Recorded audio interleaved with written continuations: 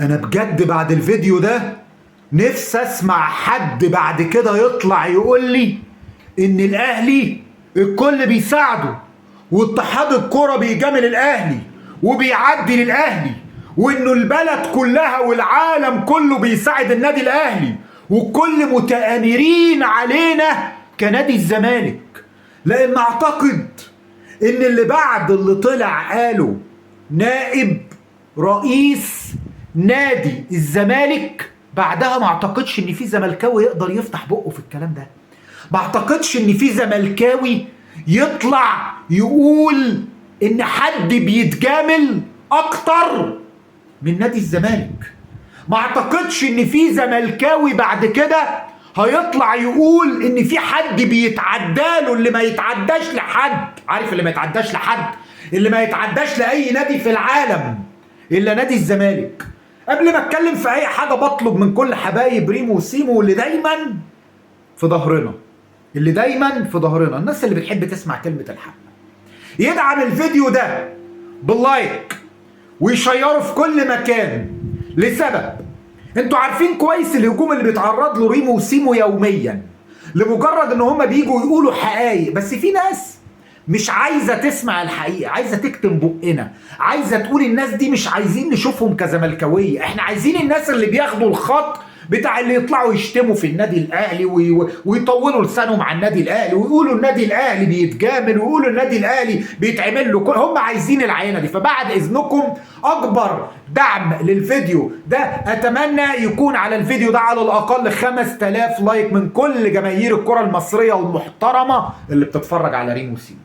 تعال نخش بقى في اللي قاله الكابتن هشام نصر، واللي هو بالنسبه لي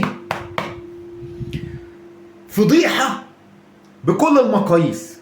على فكره مش اول مره يتكلم الكابتن هشام نصر، وفي كل مره بيتكلم بيقول ضرر. ويا ريت الكابتن هشام نصر بعد اذن مع كامل احترامي ليه ما يظهرش تاني، ما طلعش يتكلم تاني، لان احنا اللي بنعاني من كلامه في الاعلام. الكابتن هشام نصر نائب رئيس نادي الزمالك بيقول لك الزمالك مديون ب 2.5 مليار. 2.5 مليار، 2.5 ده ميزانيه الدوله. ده في دول ميزانيتها ما تجيش ال 2.5 مليار دي. يعني في دول دي ميزانيه دول 2.5 مليار. طب السؤال هنا واللي عايز اساله للكابتن هشام نصر، واللي بالتاكيد ما اعتقدش ان في زملكاوي النهارده يقدر يكذب الكلام ده. ليه بقى؟ لان هو طالع من نائب رئيس نادي الزمالك، يعني تاني راس موجوده في نادي الزمالك بعد الكابتن حسين لبيب، لهم جميعا كامل الاحترام والتقدير. اذا اللي بيتكلم ده راجل عارف الزمالك اكتر مني ومن جمهور نادي الزمالك كله على بعضه، اللي ممكن يطلع يقول اصل الراجل ده بيقول اي كلام، زي الكابتن جمال عبد الحميد اللي طلع مع الكابتن طارق يحيى لهم كل الاحترام والتقدير، وطلع مش مصدق بيقول جايز الكابتن هشام نصر بيبالغ. لا يا كابتن جمال، ده نائب رئيس النادي. انت اللي مش عارف، انت اللي مش فاهم. الكابتن طارق يحيى مش عارف، الكابتن طارق يحيى مش فاهم، ده اللي موجود جوه المطبخ وطالع بيقول الحقيقه. الفضيحه بقى والمشكله هنا 2.5 مليار عليك ديون. اقدر افهم ازاي بتسجل لعيبه، ازاي بتأيد لعيبه في اتحاد الكوره. فهمني، حد يديني عقله. يعني ازاي بتأيد وانت عليك 2.5 مليار لاعب في اتحاد الكوره؟ وقول لي مين اللي بيتجامل، قول لي مين اللي بيتجامل مع كامل احترامي. طيب سجلت لعيبه. على فكره عايز اقول لك حاجه، لو اي نادي في العالم له هذه الظروف ومديون بهذه الديون وهذا المبلغ من الديون ينزل درجه تانية، ده اقله ينزل درجه تانية. طيب نركن بقى قصه انت بتأيد لاعبين على جنب، يعني خدها كده على جنب واركنها، هي مصيبه بس في مصايب ادهى، فاركنها على جنب. هو انت ازاي بتاخد رخصه انك تشارك في بطولات مختلفه زي كونفدراليه ودوري ابطال افريقيا وغيره؟ اللي فاهم قانون يا جماعه يكلمني. انا اعتبر نفسي حمار مش فاهم حاجه، مش عارف، انا معلمش مش عارف، تمام، ما افهمش كوره. انتوا قولوا لي ازاي بتروح تاخد رخصه عشان تشارك في بطولات؟ سواء دوري ابطال بقى ولا كونفدراليه ولا ازاي؟ من بيسمح لك بهذه الرخصه وانت عليك 2.5 مليار؟ لو حد فاهم في القانون يعرفنا، جايز في سماح واحنا ما بنعرفش حاجه. يا جماعه احنا بنتساءل، احنا ما بنقولش ان احنا عندنا العلم، احنا بنسال. طيب عمالين نقول اصل احنا مدينين زيزو ب 80 مليون، ب 80، يقول لك جعان ومش جعان و80 مليون.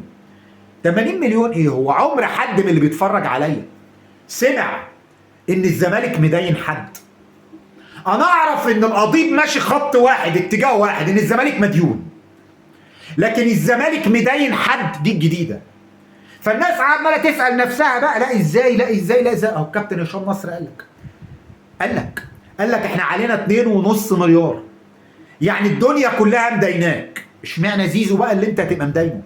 لما كل اللعيبه لعيب زي شيكوبانزا اللي هو لسه زي ما بيقولوا ورور في نادي الزمالك، اللي هو لاعب مبارياتين، الواد يا عيني ما قاساش.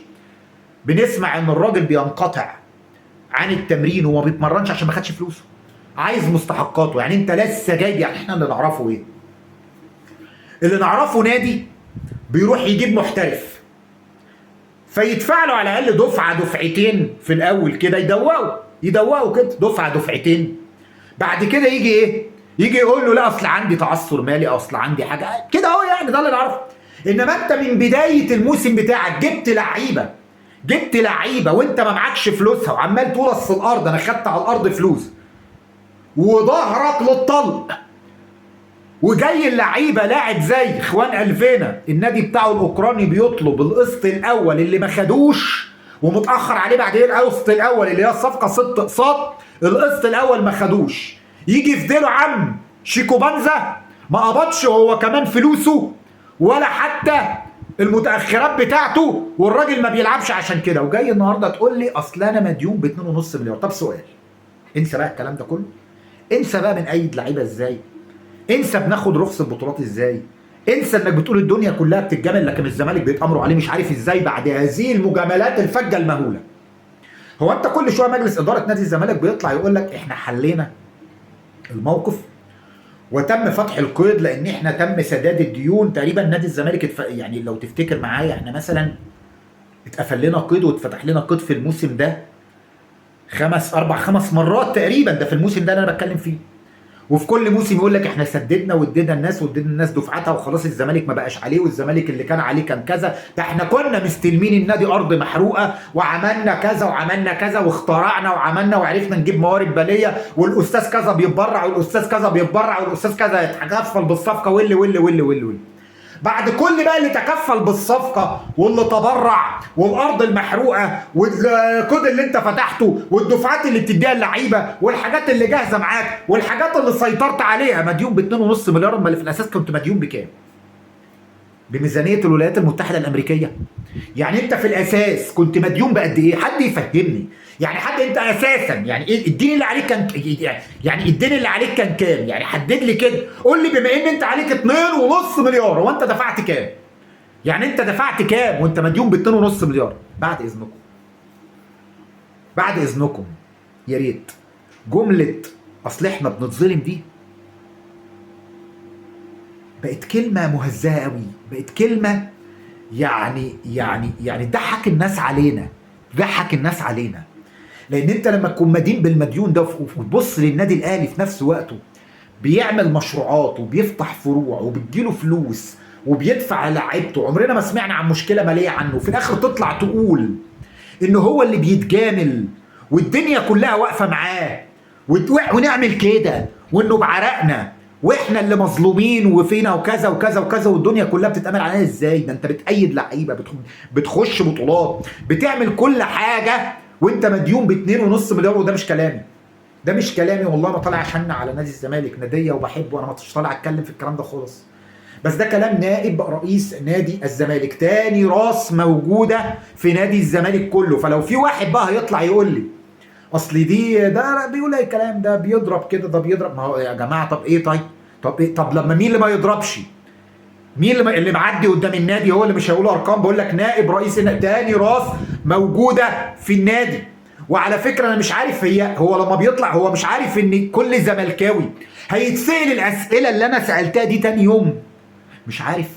بس اللي عايز اقوله، يا ريت ما نحكيش في موضوع المظلوميه ده تاني ابدا.